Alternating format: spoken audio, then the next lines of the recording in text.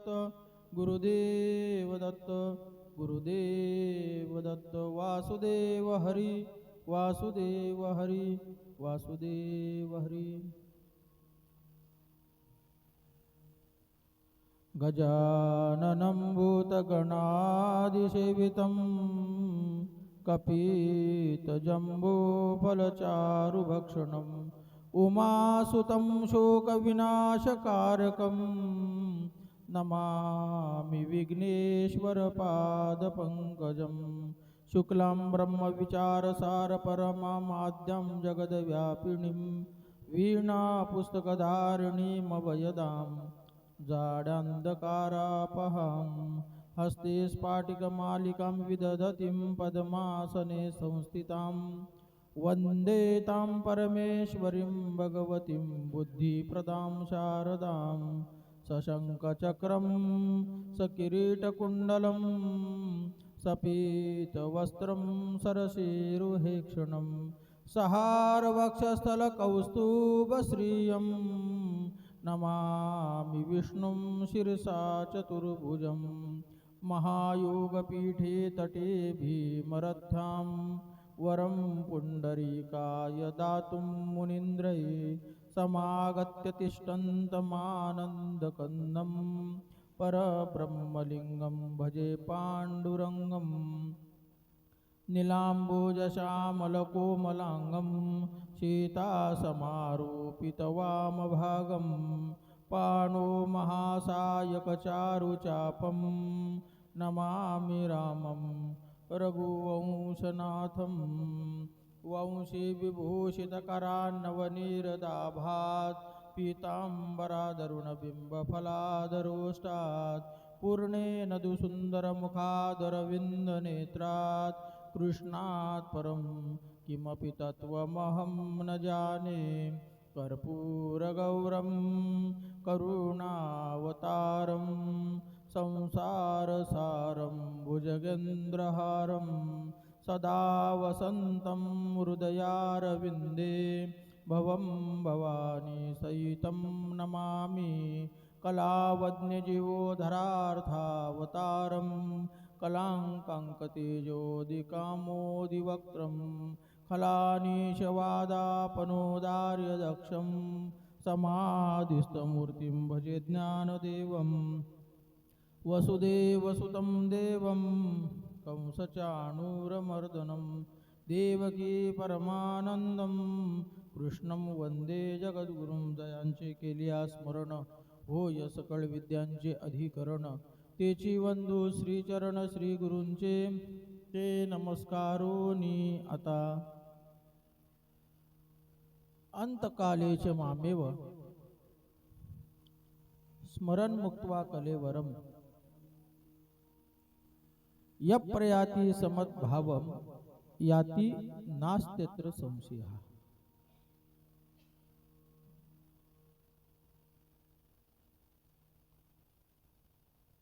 प्रस्तुत प्राप्त प्रसंगी प्राप्त स्थळी प्रवचन रूपी सेवेकरता निवडलेला हा श्लोक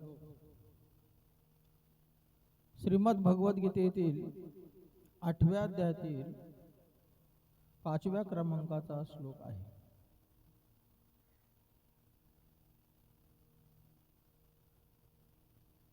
या श्लोकाचा सरळ अशा प्रकारचा अर्थ असा आहे की भगवंत अर्जुनाला सांगतात की अर्जुना, अंतकाळाच्या वेळेला म्हणजे मरणाच्या वेळेला जो कोणी माझं स्मरण करेल, ज्याला कोणाला माझी आठवण येईल, त्याला माझी प्राप्ती होईल याच्यामध्ये कोणत्याशा प्रकारचा संशय नाही. याती नास्त्यत्र संशय.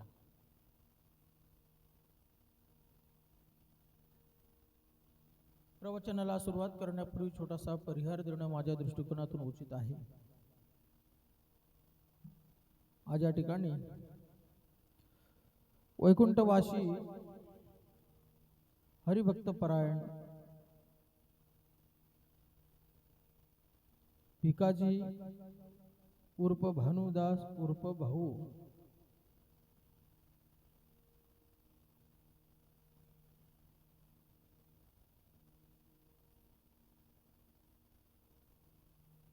भाऊ महाराज केलटकर यांना शुक्रवार दिनांक 30/1/2026 रोजी सकाळी 10:30 वाजता अल्पशः आजाराने निधन झालं. त्यांचा दशक्रिया विधी रविवार दिनांक 8/2/2026 रोजी संपन्न झाला.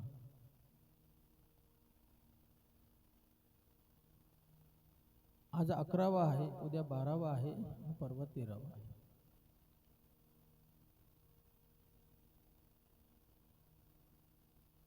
आणि भाऊ महाराज केलटकर यांचा मरणोत्तर सोहळा या ठिकाणी संपन्न होत आहे.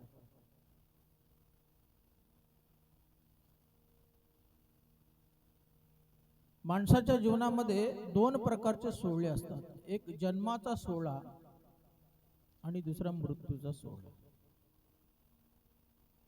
जन्माचा सोहळा 12 दिवस, मरणाचा सोहळा 12 दिवस, पर्यायाने माणसं 13वा धरतात. हा भाग वेगळा आहे. त्याच्यामध्ये फरक एवढाच आहे, जन्माच्या सोहळ्याला सुयर म्हणतात आणि मरणाच्या सोहळ्याला सुतक म्हणतात. हा फरक आहे. ज्ञानेश्वर महाराज ज्ञानेश्वरीमध्ये फार सुंदर वर्णन करतात. देहाच्या गावालिया जन्म मृत्यूच्या सोहळ्या, ना म्हणू धनंजया जया परी. उपजते नाशे, नाशेते पुनरपी दिशे, हे घटिका यंत्र जैसे परिभ्रमिका. या मृत्यू लोकामध्ये जो जो जीव जन्माला आलेला आहे त्याला एक ना एक दिवस जावं लागणार आहे. हा मृत्यू लोकाचा नियम आहे.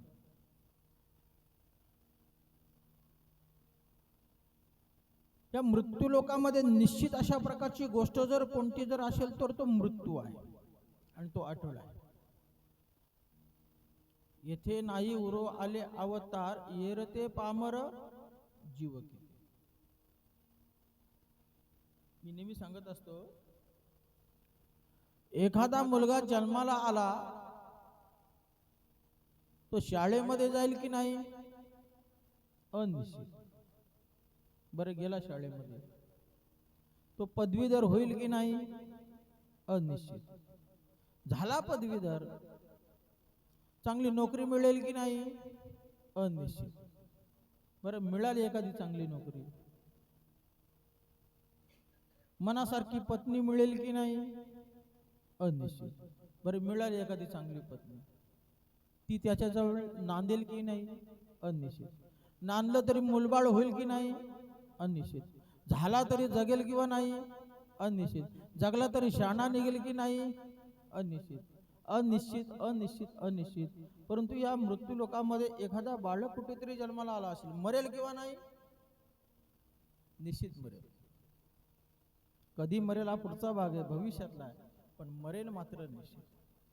देह जन्माला आला त्याचा दुसरं टोक मृत्यू हे निश्चित आहे. पडोनी जाईल कलेवर, विठ्ठल उच्चारी पासार राहणार नाही.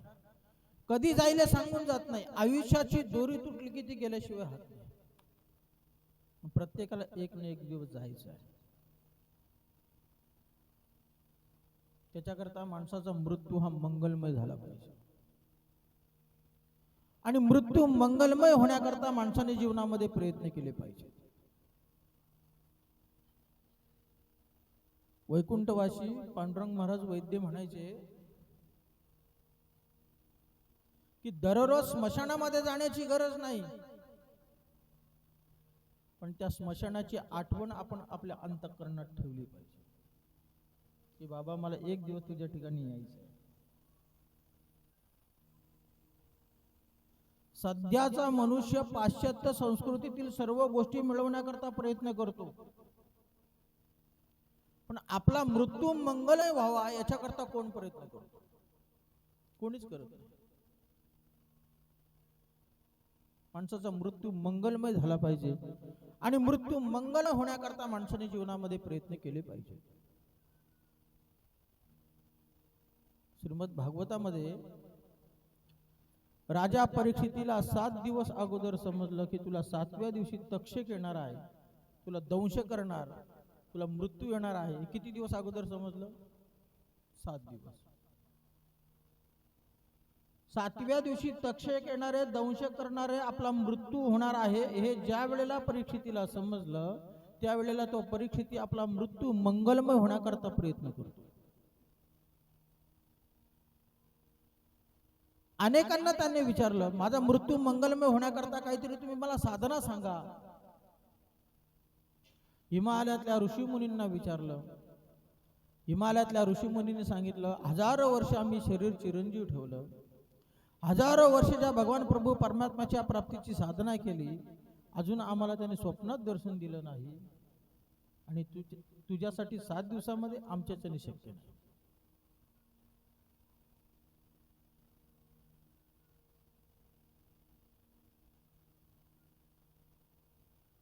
हतबल झाला परीक्षिती आणि निराश अंतःकरणामध्ये नैमिषारण्यामध्ये आलाय. गंगेच्या किनारी एक मोठा खडक आहे, त्या खडकावरती बसलाय आणि भगवान प्रभू परमात्म्याचं अंतःकरणामध्ये ध्यान केलं. आणि खरोखर आहे, ज्या वेळेला आपल्याकडे सुख असतं त्यावेळेला सुखामध्ये कोणी देवाची आठवण करत नाही, आणि दुःखामध्ये आल्याशिवाय राहत. 3 काळामध्ये देवाचं नाम मुखामध्ये आलं पाहिजे. सुखामध्ये देवाची आठवण झाली पाहिजे, दुःखामध्ये देवाची आठवण झाली पाहिजे, आणि अंतकाळाच्या वेळेला म्हणजे मरणाच्या वेळेला देवाची आठवण झाली पाहिजे. सुखामध्ये देवाची आठवण झाली पाहिजे. आपलं उलट आहे, आपण सुखामध्ये देवाची आठवण करत नाही, दुःख आल्यानंतर मात्र देवाची आठवण करतो. महाभारतामध्ये कुंती मातेला भगवान कृष्ण प्रभू परमात्मा म्हणतायत, अगं आत्या, मी तुझ्यावर प्रसन्न आहे, तुला काय मागायचे ते माग. कुंती माता म्हणते, मला काहीच मागायचं नाही.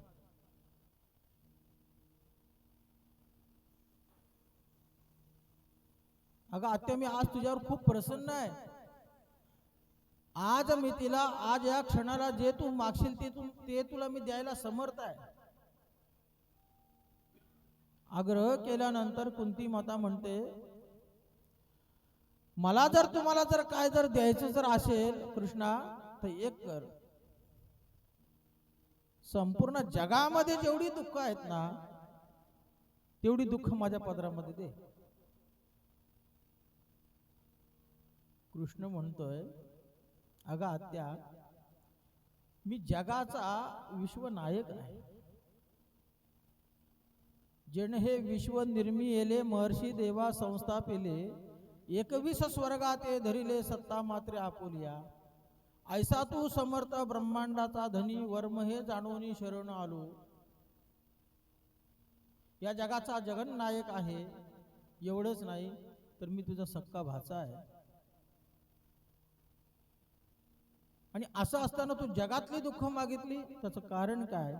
त्यावेळेला कुंती मातेने दिलेलं उत्तर आहे का? कुंती माता सांगते, कृष्णा, आज मी तिला आजच्या या क्षणाला, आजच्या या घडीला जे मागेन तू द्यायला तयार आहेस, पण मला एवढ्या करता मागायचं नाही, तू जे काही मला देशील त्याच्यामध्ये मला तुझा विसर पडेल. दुःख याच्यासाठी मागितलं की प्रत्येक दुःखामध्ये, त्या दुःखाच्या क्षणामध्ये मला तुझी आठवण येईल. तुकाराम महाराजांचा गोड अभंग आहे, तुका म्हणे करी फकीराचे परी, रात्रंदिवस हरी येईल वाचे. पण सुखामध्ये देवाची आठवण झाली पाहिजे, दुःखामध्ये देवाची आठवण झाली पाहिजे, आणि अंतकाळाच्या वेळेला देवाची आठवण झाली पाहिजे.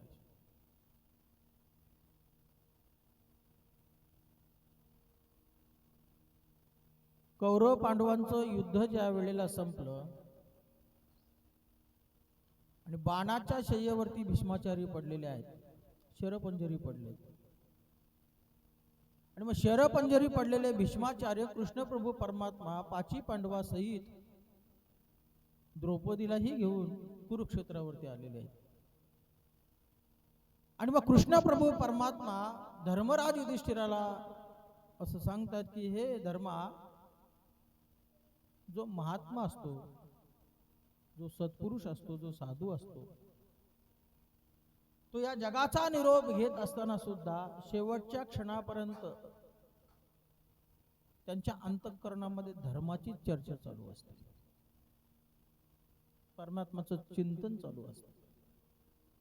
तू जा, त्यांना प्रार्थना कर, त्यांना विनंती कर आणि मला काहीतरी धर्माचं तत्वज्ञान सांगा, अशा प्रकारची विनंती कर. खरोखर जो महात्मा असतो, जो सत्पुरुष असतो, शेवटच्या श्वासापर्यंत भगवान प्रभू परमात्माचं तत्व सोडत नाही. जिवंत उदाहरण आपल्या समोर आहे, वैकुंठवासी भाऊ महाराज केलेटकर.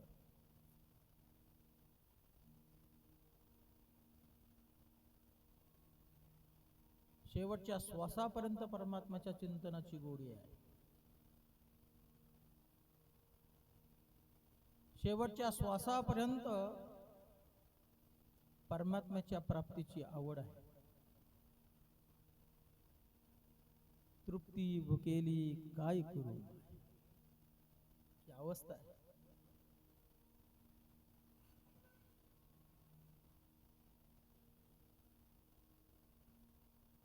नातवानी विचारलं, आपल्या गावामध्ये सप्ताह आहे, पहिल्या दिवसाचं कीर्तन आहे, कोणता अभंग घेऊ? अगदी शेवटचे घडी, शेवटचा क्षण आणि त्या क्षणातलं हे झालेली चर्चा आहे.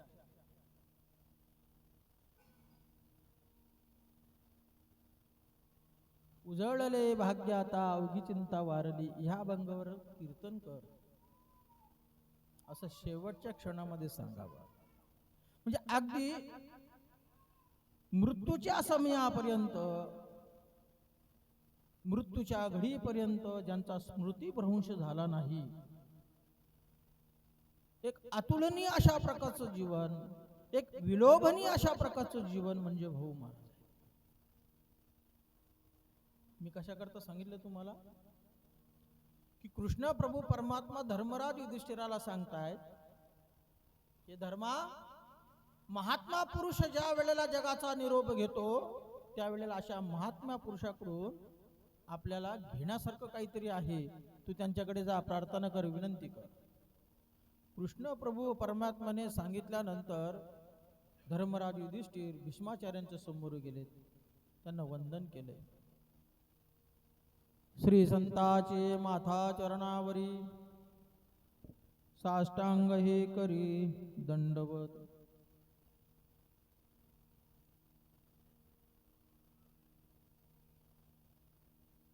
मला तुमच्याकडून धर्माचं तत्वज्ञान ऐकायचं आहे, अशा प्रकारची विनंती, अशा प्रकारची प्रार्थना धर्मराज युधिष्ठिरांनी भीष्माचार्यांना केली. बाणाच्या शय्येवरती पडलेले भीष्माचार्य, मृत्यूचा क्षण मोजणारे भीष्माचार्य, अशाही अवस्थेमध्ये धर्मराज युधिष्ठिराबरोबर धर्माची चर्चा करतायत, धर्माचं तत्वज्ञान सांगतायत. आणि ते धर्माचं तत्वज्ञान म्हणजे विष्णू सहस्रनाम.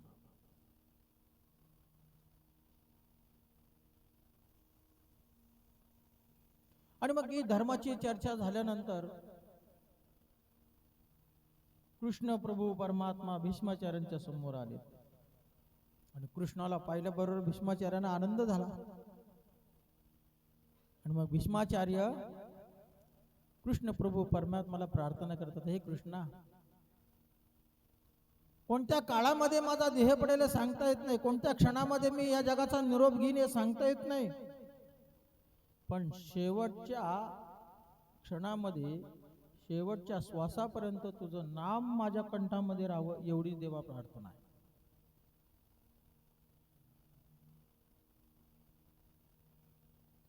इतना तो करना स्वामी, जब प्राण तन से निकले, गोविंद नाम लेके तब प्राण तन से निकले। श्री गंगा जी का तट हो, जमुना का बन शिवट हो। श्री गंगा जी का तट हो, जमुना का बन शिवट हो। मेरा सावरा निकट हो, जब प्राण तन से निकले। गोविंद नाम लेके तब प्राण तन से निकले।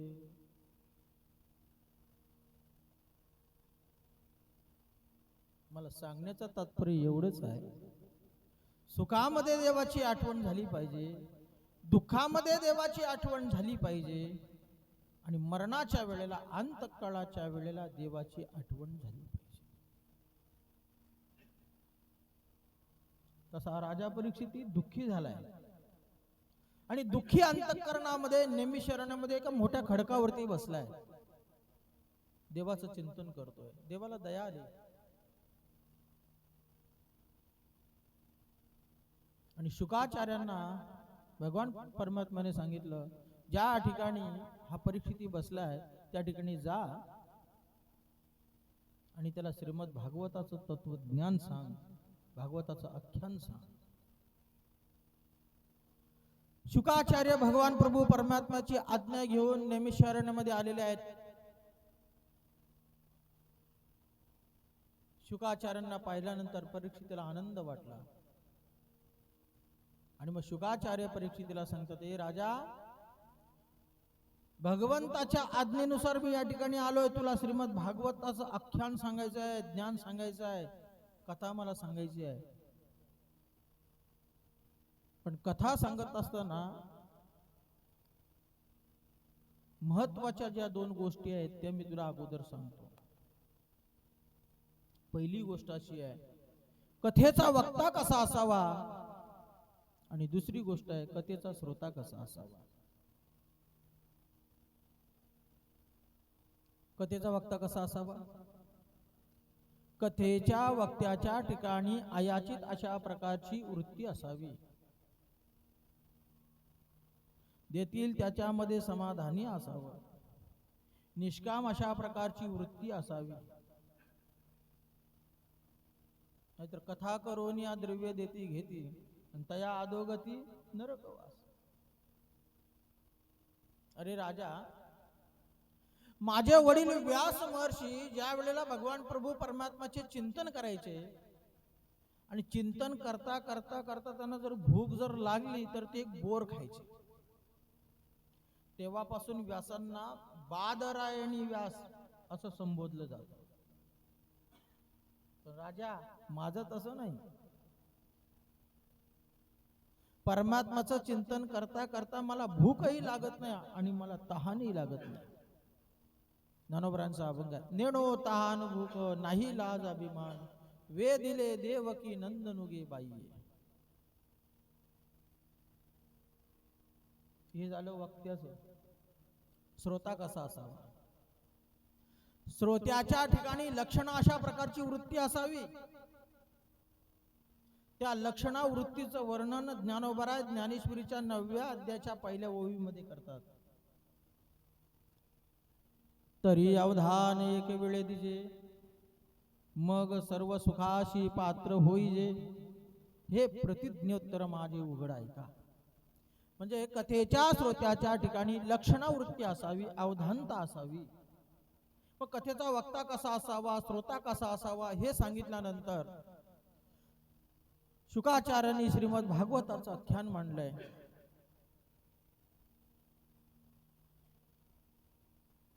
5 दिवस झाले एकाच आसनावरती हा राजा परीक्षिती बसलाय, आणि मग ते आख्यान चालू असताना स्वर्गातले देव त्या ठिकाणी आलेले आहेत. बरोबर येताना त्यांनी अमृताचा कळश आणलाय, आणि शुकाचार्यांना प्रार्थना करतायत, शुकदेवा, हा अमृताचा कळश तुम्ही घ्या, राजा परीक्षितीला द्या. त्याला मृत्यू टाळायचा आहे. मग मृत्यू टाळण्याकरता एकमेव अशा प्रकारचं जर औषध जर कोणतं जर असेल तर अमृत आहे. अमृत प्राशन केल्यानंतर मनुष्य अमर होतो. होतो की नाही?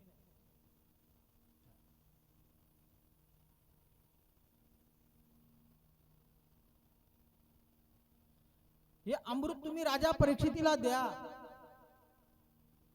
त्याचा मृत्यू टळेल, तो अमर होईल. त्याच्या मोबदल्यामध्ये मात्र आम्हाला तुम्ही कथामृत द्या. शुकाचार्य राजा परीक्षितीला सांगतात, हे परीक्षिती, स्वर्गातल्या देवाने अमृताचा कळश आणलाय. ते अमृत प्राशन केल्यानंतर, ते अमृत प्यायल्यानंतर तू अमर होशील, तुझा मृत्यू टळेल, तुला अमर व्हायचंय.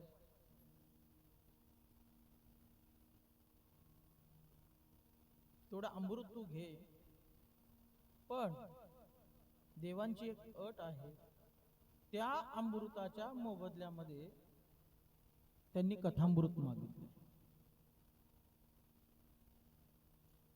परीक्षिती म्हणतोय, मला अमृत आणि कथामृतातला फरक सांगा. हे बघ राजा, अमृत प्यायल्यानंतर मनुष्य अमर होतो, त्याला स्वर्गाची प्राप्ती होते, त्याला देवलोकाची प्राप्ती होते, त्याला स्वर्गातले सर्व भोग त्या ठिकाणी त्याला प्राप्त होतात, त्याला देवत्व प्राप्त होतं, त्याला मरण कधीच येत नाही, अमर होतो.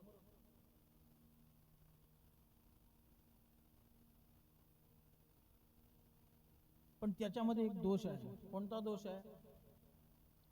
जोपर्यंत पुण्य आहे तोपर्यंत स्वर्गाची प्राप्ती आहे, जोपर्यंत पुण्य आहे तोपर्यंत अमृतत्वाची प्राप्ती आहे, जोपर्यंत पुण्य आहे तोपर्यंत स्वर्गाची प्राप्ती आहे, देवलोकाची प्राप्ती आहे.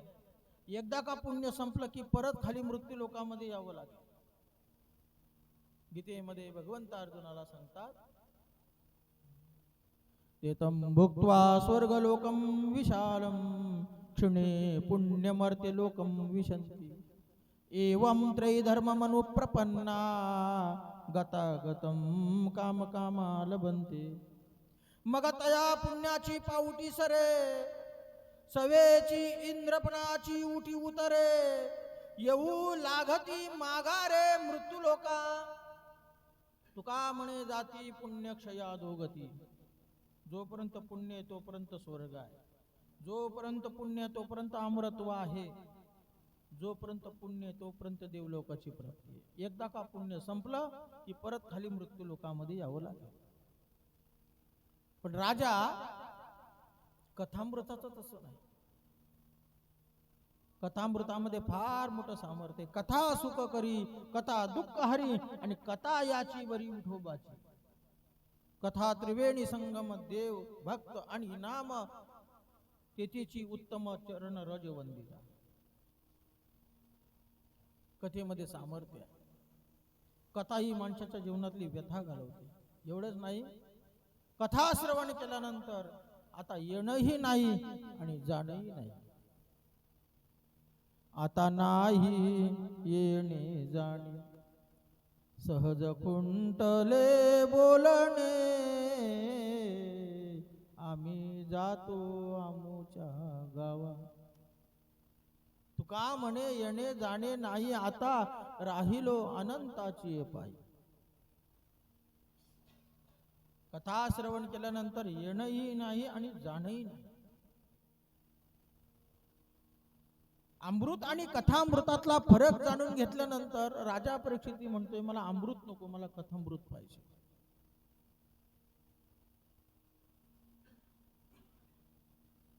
आणि मग अशा परिस्थितीमध्ये शुकाचार्य म्हणतात, राजा अरे 5 दिवस झाले एकाच आसनावरती बसलायस, तुला भूक लागली असेल, तुला तहान लागली असेल, काहीतरी खा, पाणी पी.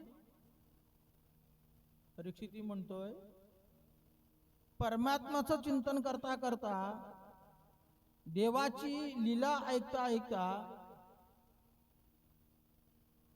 देवाच्या कथा ऐकता ऐकता मला आता भूकही लागली नाही आणि तहानही लागली.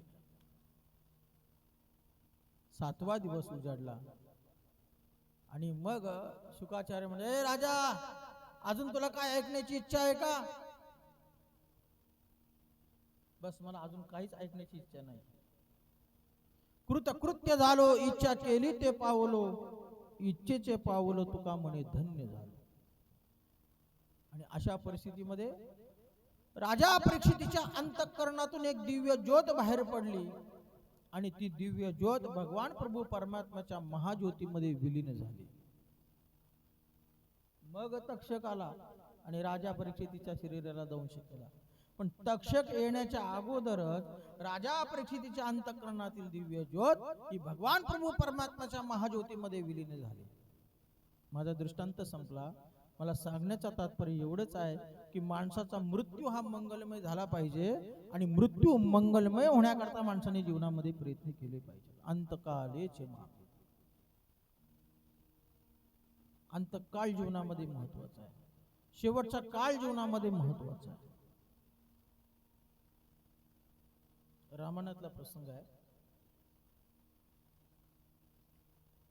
एका मुलीचं लग्न ठरलं.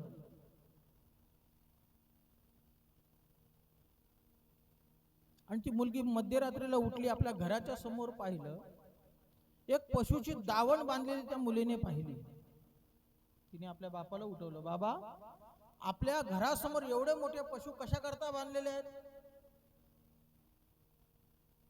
त्या बापाने बोलायला सुरुवात केली, अगं पोरी, उद्या तुझं लग्न आहे आणि आलेल्या वराडी लोकांकरता मेजवानी म्हणून हे पशु बांधलेले आहेत.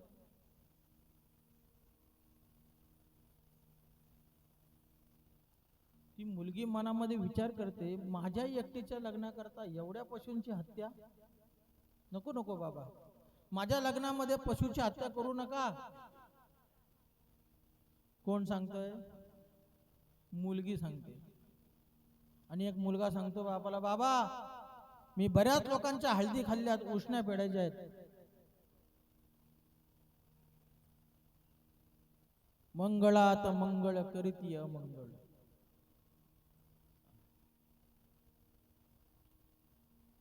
आता हळदीपर्यंत ठीक होतं महाराज. लग्नाच्या दिवशी सुद्धा दोन्ही पदार्थ ठेवले जातात. हे चुकीचं आहे. हे कुठेतरी थांबलं पाहिजे. त्या मुलीने सांगितलं, बाबा, माझ्या एकटीच्या लग्नाकरता एवढ्या पशूंची हत्या करू नका. बापाने सांगितलं, अगं पोरी, उद्या आलेल्या पाहुण्यांनी विचारलं मेजवानी काय केली तर मला खाली बघावं लागेल. मुलगाही म्हणजे बापही ऐकायला तयार नाही, मुलगी ऐकायला तयार नाही. आणि मग मुलीने विचार केला, माझ्या एकटीच्या लग्नाकरता एवढ्या पशूंची जर हत्या जर होत असेल तर माझं लग्नच न झालेलं बरं आहे. म्हणून रात्रीच्या वेळेला घर सोडलं, मातंग ऋषीच्या आश्रमामध्ये दाखल झाली. त्या मुलीचं नाव आहे शबरी. ती शबरी मातंग ऋषीच्या आश्रमामध्ये गेल्यानंतर त्या आश्रमाची सेवा करू लागली. आश्रम स्वच्छ करू लागली. त्या ठिकाणी आश्रमामध्ये सारवण काढू लागली, रांगोळ्या काढू लागली. मातंग ऋषी ज्या रस्त्याने स्नानाला जायचे, तो येण्या जाण्याचा रस्ता स्वच्छ करू लागली. खडे, गोटे, काटे वगैरे असते ते काढून टाकायचे, मऊ मऊ अशा प्रकारचा रस्ता तयार करायचा. मातंग ऋषी ज्या वेळेला पहाटे ब्राह्मी मुहूर्तावरती स्नानाला जायचे, पाठीमागून जाऊन मातंग ऋषीच्या पूजेची तयारी करायची. सुगंधी फुलं आणायची, माळा बनवायची, चंदन उगाळून ठेवायची, देवाचा नैवेद्य बनवून ठेवायची. पण हे सगळं करत असताना शबरीने आपलं शरीर कधीच मातंग ऋषीला दाखवलं नाही. 12 वर्षाचा प्रदीर्घ काळ संपला. 12 वर्षाचं तप पूर्ण झालं आणि मातंग ऋषी मनामध्ये विचार करतायत, मी 12 वर्ष या ठिकाणी तप केलंय आणि मग या 12 वर्षाच्या प्रदीर्घ काळामध्ये कोण माझी सेवा करत होता, कोण माझ्या आश्रमाची देखभाल करत होता, असा मनामध्ये विचार आला. अंतःकरणामध्ये ध्यान केलं आणि ध्यानामध्ये त्यांच्या एक गोष्ट लक्षात आली की कोणीतरी एक स्त्री आहे आणि ती स्त्री आपल्या आश्रमाची सेवा करते. ध्यानातून बाहेर आली, हाक मारली, जी कोणी व्यक्ती असेल त्या व्यक्तीने माझ्या समोर यावं. शबरीने विचार केला, आता जर मी मातंग ऋषीच्या समोर जर गेलो नाही तर मला पुन्हा जाण्याचा प्रसंग येणार नाही. शबरी मातंग ऋषीच्या समोर आली आणि समोर आल्यानंतर जीवनामध्ये घडलेला संपूर्ण वृत्तांत सांगितला. मातंग ऋषी म्हणतात, शबरी, मी तुझ्या भक्तीवरती अत्यंत प्रसन्न आहे, बोल तुला काय मागायचे ते माग. शबरी म्हणते, मला काहीच मागायचं नाही.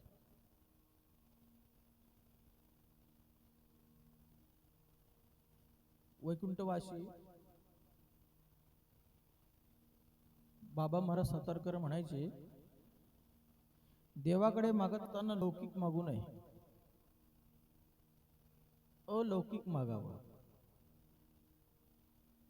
लौकिक मागितलं तर लौकिकच मिळेल. कळलं का? लौकिक मागितलं तर लौकिकच मिळेल, अलौकिक मागितलं तर लौकिक आपोआप मिळेल. कळलं का? मातंग ऋषी म्हणतात, शबरी, तू जरी काही मला मागितलं नाही ना, मला काहीतरी तुला दिलं पाहिजे. हे बघ म्हणे, आतापर्यंत हा आश्रम मातंगाच्या नावाने ओळखला जात होता, याच्या पुढे हा आश्रम शबरीच्या नावाने ओळखला जाईल. अजून काय पाहिजे? मातंग ऋषींची निजधामाला जाण्याची वेळ आली. शबरीला जवळ घेतलं आणि सांगितलं, शबरी, मी आता निजधामाला चाललोय, पण जाताना मला तुला गोष्ट सांगायची आहे.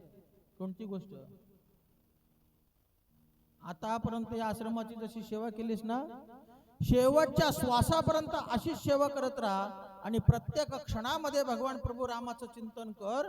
एक क्षण असा येईल की त्या क्षणामध्ये प्रभू रामचंद्र तुला दर्शन देतील. मातंग ऋषी निज धामाला निघून गेले. शबरीचा संत वाक्यावरती विश्वास होता. शबरी मातंग ऋषीच्या आश्रमाची सेवा करू लागली. प्रत्येक क्षणामध्ये भगवान प्रभू रामाचं चिंतन करू लागली.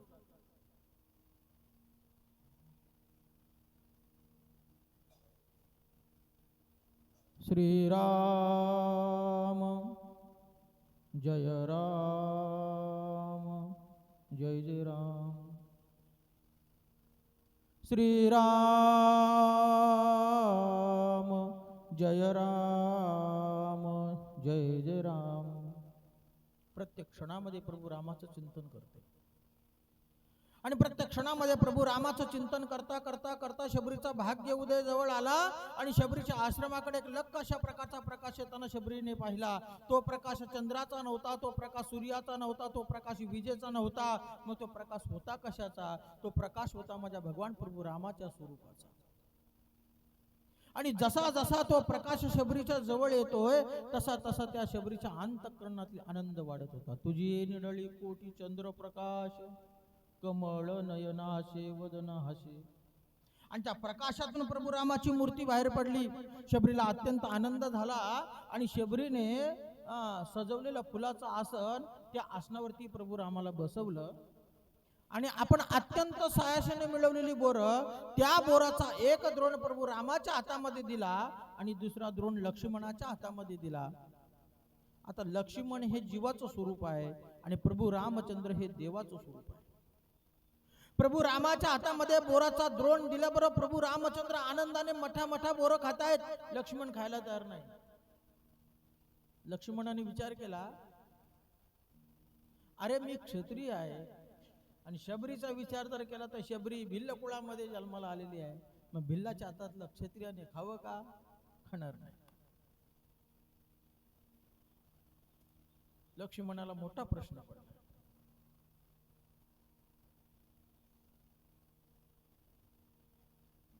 प्रभू रामचंद्र मात्र आनंदाने मठा मठा बोरं खात आहेत. कौशल्याच्या मांडीवरती बसून भाकरी खाण्याचा जो आनंद होता ना, तोच आनंद शबरीची बोरं खाण्यामध्ये वाढत होता. लक्ष्मण खायला तयार नाही. शबरीची नजर गेली आणि शबरीने हाक मारली, लक्ष्मणजी, आपण बोरं खात नाही, बोरं आंबट तर नाहीत ना? जरा प्रत्येक बोर निरखून पहा. प्रत्येक बोरावरती माझ्या दाताचे वळ उमटलेले आहेत. जी आंबट आहे ती फेकून दिलेली आहेत आणि जी गोड आहे तीच घेतलेली आहेत. लक्ष्मण म्हणतो आता तर अजिबात खाणार नाही.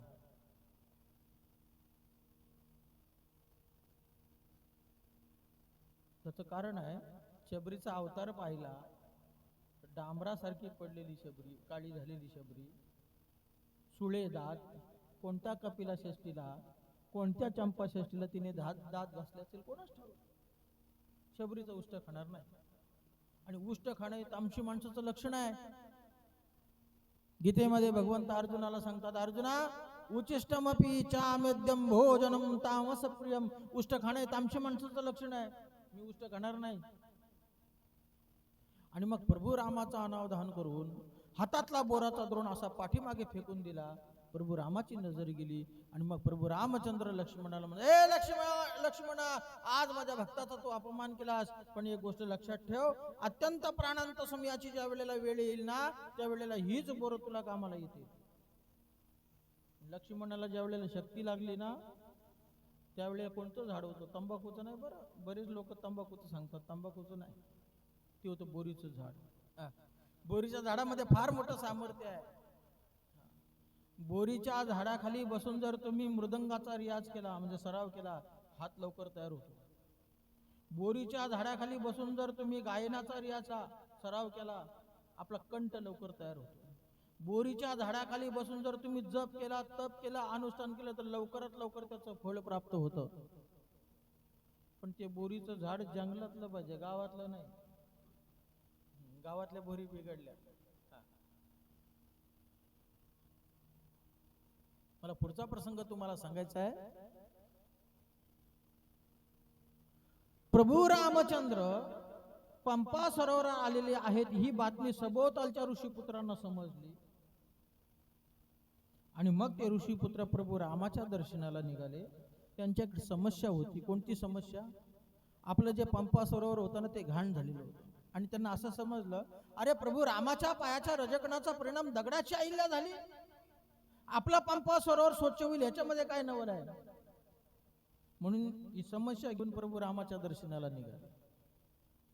प्रभू रामाच्या समोर आले, देवाला प्रार्थना केली, देवा आम्हाला असं समजलंय, तुमच्या पायाच्या रजकणाचा परिणाम दगडाची अहिल्या झाली, शिळा होती मनुष्य झाले, ज्याच्या चरणाची झाली.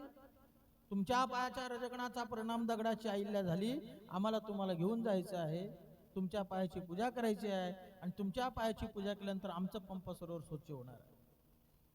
प्रभू रामचंद्र म्हणतात, हे ऋषीपुत्रांनो, मला घेऊन जाण्यापेक्षा, माझ्या पायाची पूजा करण्यापेक्षा, हा जो माझा भक्त शबरी आहे ना, त्या शबरीला तुम्ही घेऊन जा, तिच्या पायाची पूजा करा. ऋषीपुत्र मनामध्ये विचार करतायत, आतापर्यंत या शबरीला सरोवराच्या काठावर उभी राहून दिली नाही, सरोवराच्या पाण्याला हात लावून दिला नाही, आणि या शबरीला घेऊन जायचं, तिच्या पायाची पूजा करायची, आणि तिच्या पायाची पूजा केल्यानंतर आमचं पंप सरोवर स्वच्छ होणार. पण देवाची आज्ञा होती. शबरीला घेऊन गेले, सरोवरामध्ये उभी केली, तिच्या पायाची पूजा केली, आणि पूजा केल्यावर एका क्षणामध्ये पंप सरोवर स्वच्छ झालं. आणि हा सर्व भाव पाहिल्यानंतर प्रभू रामचंद्र शबरी मातेला म्हणतायत, शबरी बोल, तुझी काय इच्छा आहे? शबरी म्हणते, माझी एकच इच्छा आहे की तुमच्या मांडीवरती डोकं ठेवून तुमच्या श्रीमुखाकडे पाहत आणि मुखाने राम राम म्हणत माझा प्राण जावा देवा, एवढीच इच्छा आहे. काय भाग्यवान असेल शबरी. भगवान प्रभू रामचंद्राने आनंदाने शबरीचं डोकं आपल्या मांडीवरती घेतलंय. भगवान प्रभू रामाच्या श्रीमुखाकडे पाहते, गोड तुझे रूप, गोड तुझे नाम, देई मज प्रेम सर्व काळ. आणि मुखाने राम राम म्हणत शबरीने प्रभू रामाच्या मांडीवरती आपला देह ठेवला. माझा दृष्टांत संपला. सांगण्याचं तात्पर्य एवढंच आहे की माणसाचा मृत्यू हा मंगलमय झाला पाहिजे, आणि मृत्यू मंगलमय होण्याकरता माणसाने जीवनामध्ये प्रयत्न केले पाहिजे. अंतकालेच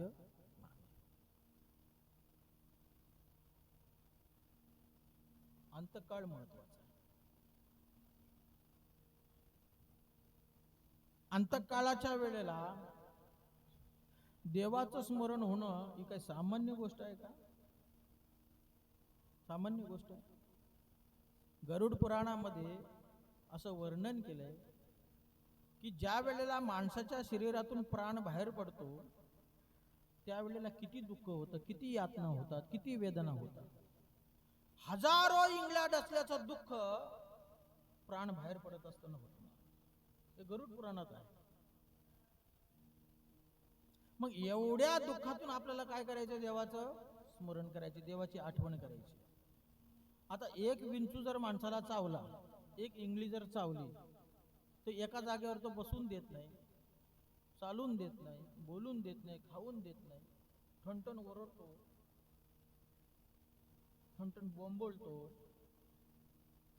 इथं हजारो इंगळ्या डसल्याचं दुःख आहे आणि एवढ्या दुःखातून आपल्याला देवाची काय करायची आहे? आठवण करायची आहे, देवाचं स्मरण करायचं आहे. मग एवढ्या दुःखातून देवाची आठवण व्हावी असं जर वाटत जर असेल ना, तर त्याच्याकरता संपूर्ण आयुष्यभर आपण परमात्म्याच्या नामचिंतनाचा अभ्यास केला पाहिजे. परमात्म्याच्या नामचिंतनाचं अनुसंधान जीवनामध्ये साधलं पाहिजे. मग त्या भगवान प्रभू परमात्म्याचा अभ्यास आपण कसा करायचा? शांती ब्रह्म एकनाथ महाराज हरिपाठामध्ये सांगतात, हरी बोला देता, हरी बोला घेता, हसता खेळता हरी बोला गाता, हरी बोला खाता, सर्व कार्य करिता हरी बोला एकांती, हरी बोला लोकांती, देह त्यागांती हरी बोला भांडता, हरी बोला कांडता, उठता बैसता हरी बोला जनी, हरी बोला विजनी, एका जनार्दनी हरी बोला.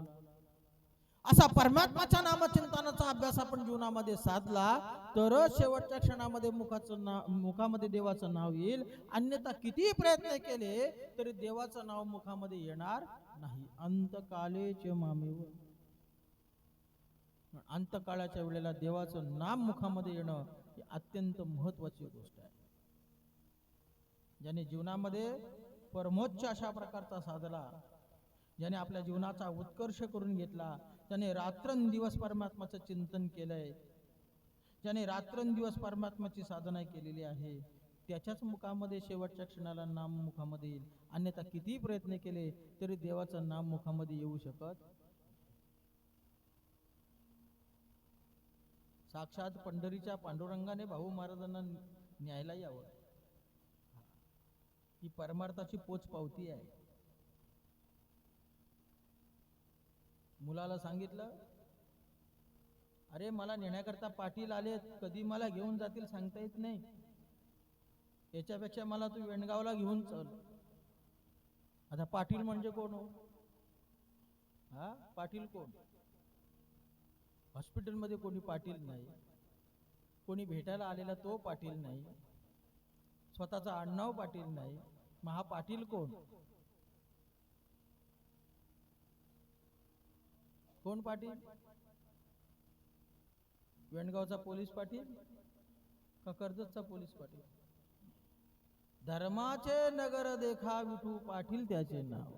तो पंढरीचा पाटील आहे, कोतवाल आहे तो. मग त्या पाटलाने भाऊ महाराजांना न्यायला यावं, ही परमार्थाची खरी पोच पावती आहे.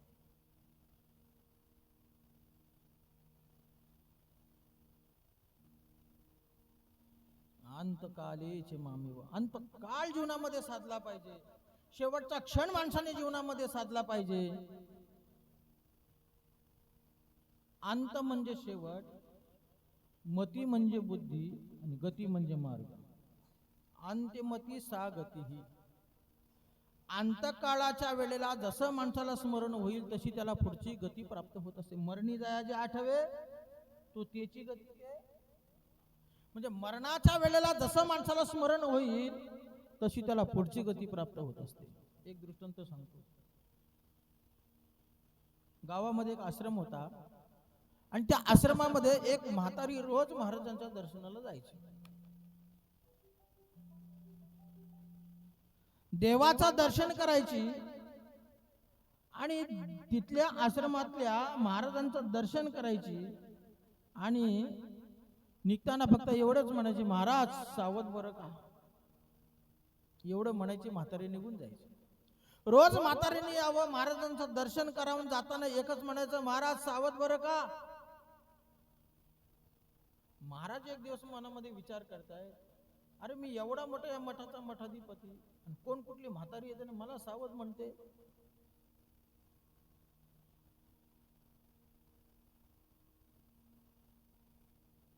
एक 7-8 महिन्याचा काळ निघून गेल्यानंतर महाराज आजारी पडले. इतके आजारी पडले की मरणाचा काळ जवळ आला. आणि ते खोट्यावरती पडलेले आहेत. ही बातमी शिष्याला समजली की आपले महाराज आजारी आहेत आणि आपण आपल्या महाराजांना आपण भेटायला गेलो पाहिजे. पण भेटायला जात असताना रिकाम्या हाताने कसं जावं. धर्मशास्त्र असं सांगतंय की गुरुच्या भेटीला जात असताना रिकाम्या हाताने जाऊ, देवाच्या दर्शनाला जात असताना रिकाम्या हाताने जाऊ, संतांचं दर्शन घेत असताना रिकाम्या हाताने घेऊ. एवढंच काय, धर्मशास्त्र याच्याही पलीकडे आहे. आपल्या घरी परत येत असताना सुद्धा रिकाम्या हाताने येऊ नये हे शास्त्र आहे. मग तुम्ही म्हणाल आमच्याकडे पैसे नाहीत, मग रस्त्याने येता येता एका झाडाचं पान तोडायचं, खिशामध्ये टाकायचं, कुठेतरी घरामध्ये कोपऱ्याला टाकून द्यायचं, मग रिकाम्या हाताने येऊ. रस्त्याने येता येता एखादा दगड उचलायचा छोटासा, खिशामध्ये टाकून आणायचा, घरात कुठेतरी कोपऱ्याला टाकून द्यायचा, म्हणजे रिकाम्या हाताने घरी येऊ नाही शास्त्र. मग महाराज तुम्ही म्हणाल, महाराज तुम्ही रोज कीर्तन करून 2:30-3 वाजता घरी जाता, तुम्ही काय घेऊन जाता. आम्ही रिकामे जात नाही. मी शाल घेऊन जातो, पाकिट घेऊन जातो, नारळ घेऊन जातो. विनोदाचा भाग सोडून द्या, मला सांगायचं का तुम्हाला याच्यातून की आपल्या घरी येत असताना सुद्धा रिकाम्या हाताने येऊ नये हे शास्त्र आहे. तसं त्या शिष्याने विचार केला, आपले गुरुजी आजारी आहेत आणि आपण त्यांना भेटायला गेलो पाहिजे. पण भेटायला जात असताना रिकाम्या हाताने का जावं. अरे ज्यांच्या कृपेने, ज्यांच्या आशीर्वादाने मला एवढं मोठं वैभव प्राप्त झालंय, त्यांना आपण काहीतरी नेलं पाहिजे. आता दुकट्यामध्ये लिहिलं जातं बघा, दुकट्यामध्ये साखर वाटी कोणी आणू. अरे ही पूर्वीची पद्धत आहे. ही गेलेल्या जीवाच्या घरातली जी लोक आहेत त्यांचं सांत्वन करण्यासाठी ही परंपरा आहे, ही रीत आहे. लोकांनी बंद केली. सांत्वन देण्यासाठी आहे. चहा करायला येतात, तुमची चहा प्यायला येत नाही, साखर घेऊन चहा करायला येतात. ही पद्धत आहे, रीत आहे, रिवाज आहे. लोकांनी बंद केला. असं मला तिकडे जायचं नाही.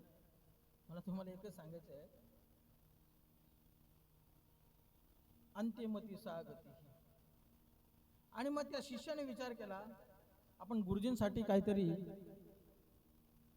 चांगली अशा प्रकारची वस्तू खरेदी करू. समोर एक सराफाचं दुकान होतं आणि त्या सराफाच्या दुकानामध्ये प्रवेश केला आणि गुरुजींसाठी एक चांदीच्या पादुका खरेदी केल्या.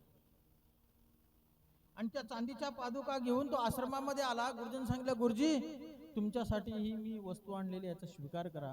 गुरुजी म्हटले, आता मला त्याचा काय उपयोग आहे. ठेव त्या कोनाड्यामध्ये. कोनाड्यामध्ये त्याने त्या चांदीच्या पादुका ठेवल्या. गुरुजींची विचारपूस केली, गुरुजींचं दर्शन केलं. थोड्याच वेळामध्ये तो निघून गेला. इतक्यामध्ये म्हातारी आली. म्हातारीने महाराजांचं दर्शन केलं आणि दर्शन केल्यानंतर जात असताना म्हातारी महाराजांना म्हटली, महाराज सावध बरं. एवढं म्हटली, म्हातारी निघून गेली. आणि म्हातारी गेल्यानंतर महाराजांची सहज नजर चांदीच्या पादुकांवर गेली आणि मनामध्ये अशी भावना निर्माण झाली, अरे माझं संपूर्ण आयुष्य संपलं रे, पण अशा चांदीच्या पादुका मला कधी पायामध्ये घालण्याकरता मिळाल्या नाहीत. असं चांदीच्या पादुकांचं स्मरण होण्याची वेळ आणि अंतःकरणातून प्राण बाहेर पडण्याची वेळ एकच झाली. त्याचा परिणाम पुढचा जन्म चर्मकाराचा प्राप्त झाला, चांभाराचा जन्म प्राप्त झाला. आणि मग चर्मकाराचा जन्म प्राप्त झाल्यानंतर त्या मुलाच्या मनामध्ये भावना निर्माण झाली, अरे रे रे माझं अधपतन झालं. आता आयुष्यभर मला लोकांच्या चपला हातामध्ये घ्याव्या लागतील. त्याच्यापेक्षा नसलेला हा देह चालेल. म्हणून जन्माला आलाय, आईचं दूध प्यायला तर नाही, पाणी प्यायला तर नाही.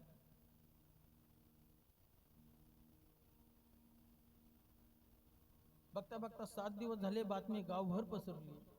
म्हातारीला समजलं, अरे गावामध्ये कोणीतरी मुलगा जन्माला आलाय, पण 7 दिवस झाले आईचं दूध प्यायला तयार नाही, पाणी प्यायला तयार नाही. म्हातारी घर शोधत शोधत आली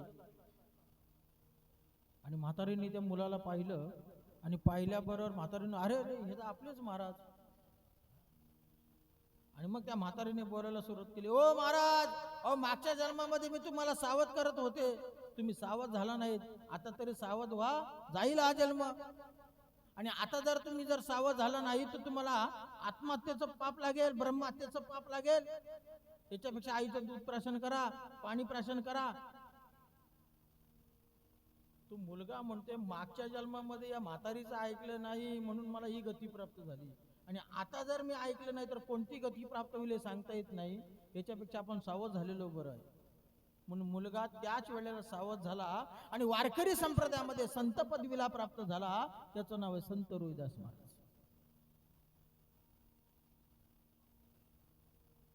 मला या दृष्टांतातून तुम्हाला एवढंच सांगायचंय, अंत्यमती सागती ही, अंत म्हणजे शेवट, मती म्हणजे बुद्धी, गती म्हणजे मार्ग. अंतकाळाच्या वेळेला जसं माणसाला स्मरण होईल, जशी आठवण येईल, तशी त्याला पुढची गती प्राप्त होत असते.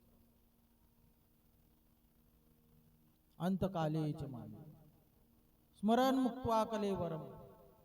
अंतकाळी ज्याच्या नाम आले मुखा, तुका म्हणे सुका पार नाही. या प्रयाती समत भावम याती नास्तित्र संशय. भगवंत सांगतात, अर्जुना, जो कोणी माझं स्मरण करेल, ज्याला कोणाला माझी आठवण येईल मरणाच्या वेळेला, तो मला प्राप्त होईल, याच्यामध्ये कोणत्याही अशा प्रकारचा संशय नाही. एका जनार्दनी न घ्यावा संशय, निश्चयशी होय हरिरूप. असं वेळ संपत आलेली आहे. जाताना मला एकच सांगायचं आहे की आज आपण या ठिकाणी ज्या निमित्ताने एकत्रित जमलेलो आहोत, ते निमित्त म्हणजे वैकुंठवासी हरिभक्तपरायण भाऊ महाराज केलटकर यांचं महानिर्याण या ठिकाणी झालेलं आहे. आणि या निर्याणाच्या प्रसंगामध्ये, या 12 दिवसाच्या कालावधीमध्ये परमात्म्याची काहीतरी संध्या व्हावी, या निमित्ताने आजची प्रवचन रूपी सेवा आहे.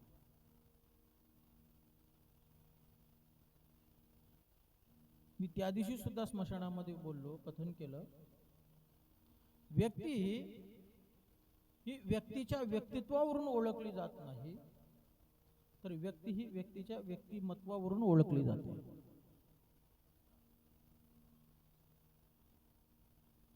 व्यक्तिमत्व माणसाचं सुंदर असावं. भाऊ महाराजांचं व्यक्तिमत्व फार आगाध आहे की ज्यांनी आपल्या जीवनामध्ये परमात्म्याची साधना केली, आळंदीची वारी केली, पंढरपूरची वारी केली, एसटीने नाही बरं, पायी वारी. त्यांच्या जीवनामध्ये पायी वारीला फार मोठं प्राधान्य होतं. ते नेहमी म्हणायचे की जो पायी वारी करत नाही त्याला कीर्तन करण्याचा अधिकार नाही, असं त्यांचं ब्रीद होतं. म्हणजे पायी वारी करणाऱ्या कीर्तनकाराला पहिले ते प्राधान्य द्यायचे, असं ज्यांचं व्यक्तिमत्व. वैकुंठवासी व्यंत वाचस्पती काव्यतीर्थ जगन्नाथ अण्णा पवार यांच्या सहवासामध्ये, यांच्या सान्निध्यामध्ये बराचसा काळ त्यांनी आपल्या जीवनामध्ये भक्तीत घालवला, परमात्म्याची अनुभूती जीवनामध्ये प्राप्त केली. अशा प्रकारचं विलोभनीय अशा प्रकारचं व्यक्तिमत्व म्हणजे भाऊ महाराज.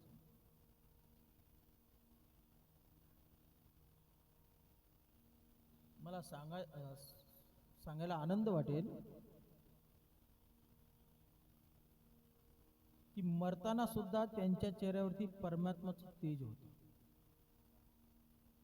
जसं काही त्यांचं तेज घागरीमध्ये काढून ठेवावं. अजून सांगू का?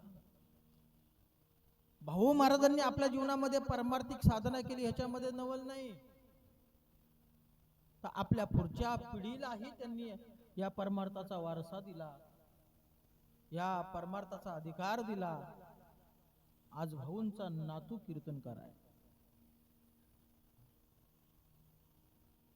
हा वारकरी संप्रदायाचा आदर्श आहे आणि हा घेण्यासारखा आहे. अजून सांगू का तुम्हाला, ज्या वेळेला भाऊ महाराजांना बाहेर काढल्यानंतर आंघोळी घालत होते, मी इथेच उभा होतो आणि एवढ्या गर्दीमध्ये भाऊ महाराजांच्या मुली 15वा अध्याय म्हणतात. गर्दी असल्यामुळे मला प्रश्न पडला, मी ते बसलो होतो, 15वा अध्याय कोण म्हणतो? उठून पाहिलं तर भाऊंच्या सर्व मुली 15वा अध्याय म्हणतायत. म्हणजे 15वा अध्याय त्यांच्या कंठस्थ आहे, मुखगत आहे. आणि उच्चार सुद्धा स्पष्ट आहे.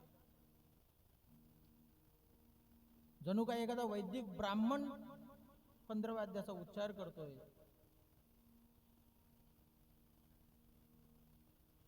ही खरी संपत्ती आहे बापाची, हा खरा सातबार आहे बापाचा. काय पाहिजे अजून याच्यापेक्षा?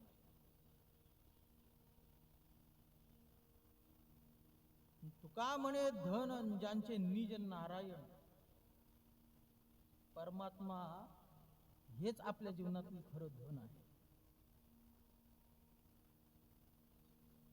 अजून काय अपेक्षा जीवनामध्ये ठेवायची?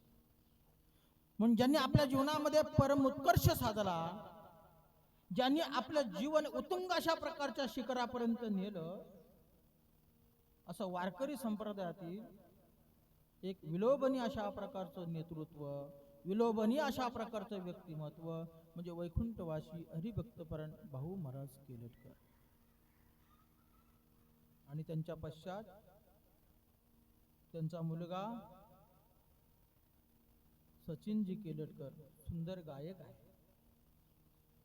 त्यांचा नातू कीर्तनकार आहे, हरिभक्तपरायण सामवेद महाराज केलटकर. त्यांच्या 4 मुली शैला पुंडलिक गायकवाड, शिला पाटील, सीमा राम जाधव, सुचिता संजय चोरगे, हे त्यांच्या 4 मुली. त्यांचे 4 जावई पुंडलिक गायकवाड, कमलाकर पाटील, हरिभक्तपरायण राम जाधव, हरिभक्तपरायण संजय चोरगे आणि भाऊंचे भाऊ हरिभक्तपरायण नरोत्तम महाराज केलटकर. तसेच भाऊंची बहीण तारामती हरिचंद्र नगरकर. असा त्यांचा परिवार, संपूर्ण केलटकर परिवार, संपूर्ण केलटकर कुटुंब. आणि मग या बाबांच्या जाण्याने या कुटुंबामध्ये जे काही दुःखाचं सावट निर्माण झालेलं आहे, सावरण्याची ताकद भगवान प्रभू परमात्मा या कुटुंबाला देव. आणि बाबांनी दिलेला जो काही आपल्याला वारसा आहे वारकरी संप्रदायाचा, वारकरी संप्रदायाची जी उपासना आपल्याला दिलेली आहे, ती आपल्याकडून शेवटच्या श्वासापर्यंत घडावी, हीच भगवान प्रभू परमात्म्याच्या चरणी प्रार्थना करतो. आणि त्यांना जर पुन्हा जन्म घेण्याचा जर प्रसंग जर आला तर वारकरी संप्रदायाच्या कार्यासाठी पुन्हा जन्माला येवो, हीच भगवान प्रभू परमात्म्याच्या चरणी प्रार्थना करतो. आणि शेवेला या ठिकाणी पूर्ण विराम देतो. पुंडलिक वरदे हरी विठ्ठल, श्री ज्ञानदेव तुकाराम पंढरीनाथ भगवान की जय, माऊली ज्ञानेश्वर महाराज की जय, जगद्गुरु तुकाराम महाराज की जय, शांती ब्रह्म एकनाथ महाराज की जय, श्री सद्गुरु जोग महाराज की जय. बोलो रे बाई सब संतन की जय. विठ्ठल विठ्ठल विठ्ठल विठ्ठल विठ्ठल. पुंडलिक वरदे हरी विठ्ठल, श्री ज्ञानदेव तुकाराम पंढरीनाथ भगवान की जय, माऊली ज्ञानेश्वर महाराज की जय, जगद्गुरु तुकाराम महाराज की जय. आता विश्वात्मके देवे, येणे वाघ यज्ञ तोषावे, तोषो निमज द्यावे पसाय दान हे. जे खळांची व्यंकटी सांडो, तया सत्कर्मी रती वाढो, भूता परस्परी पडो मैत्र जीवांचे, दुरितांचे तिमिर जावो, विश्व स्वधर्म सूर्य पाहो, तो जे वांछिल तो ते लाभो. प्राणी जात वर्षत सकळ मंगळी, ईश्वर निष्ठांची मांदियाळी, अनवरत भूमंडळी भेटो त्या भूता. चला कल्पतरूंचे आरव, चेतना चिंतामणीचे गाव, बोलते जे आर्णव पियुषांचे, चंद्रमेजे आलांछन, मार्तंड जे तापहीन, ती सर्वाई सदा सज्जन सुविरे होतु किंबहुना सर्व सुखी पूर्ण होनी तीही लोकी भजित्वादी पुरखी अखंडित आणि ग्रंथोपजीवी विशेष लोकीये दृष्टांदृष्ट विजय व्हाविजी एत म्हणे श्री विश्वेश्वराहू हा होईल दान पसावू येणेवरे ज्ञान देवो सुखिया झाला येणेवरे ज्ञान देवो सुखिया झाला येणेवरे ज्ञान देवो सुखिया झाला वासुदेव हरी वासुदेव हरी वासुदेव हरी सर्वांनी पाठीमागे म्हणा श्रीराम जय राम बोला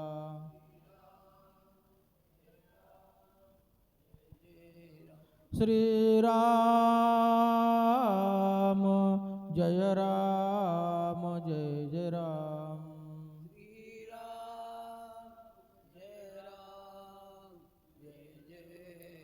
श्रीराम जय राम जय राम